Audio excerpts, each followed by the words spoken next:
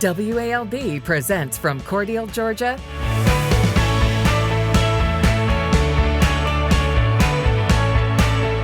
the Watermelon Days Festival Preview Show. It is so good to be back in Cordele. I'm Jamie Worsley and I'm in my watermelon era here at the resort. That is the theme for the 76th annual Watermelon Festival.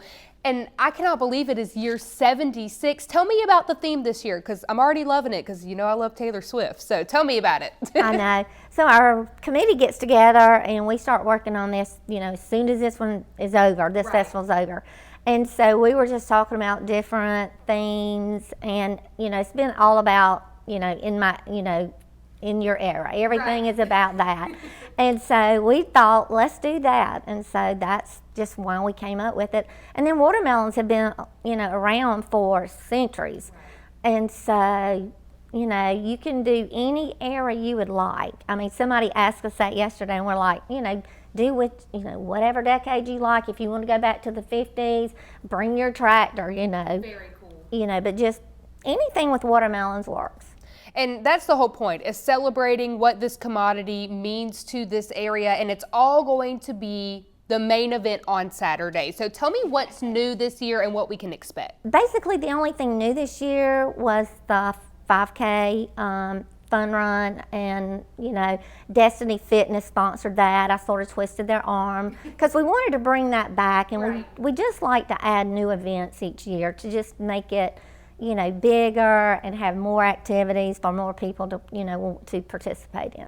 So let's go through that list of events and activities. So people who may be coming in, planning their day, what are some of the highlights that they don't want to miss? They do not want to miss the Watermelon Parade. It will kick off at 8:30 along 15th Avenue between 6th Street and Pecan Street.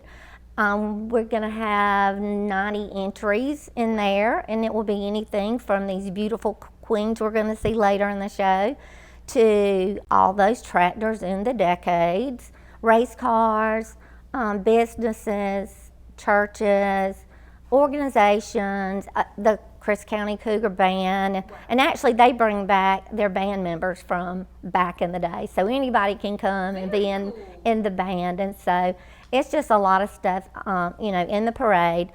And then you want to head out to Georgia Veterans State Park because they are hosting the arts and crafts. We have about 90. And then the food vendors, they have about 25 of those. And so there's going to be plenty for people to do besides the contest. Sure. The kids have an eating contest.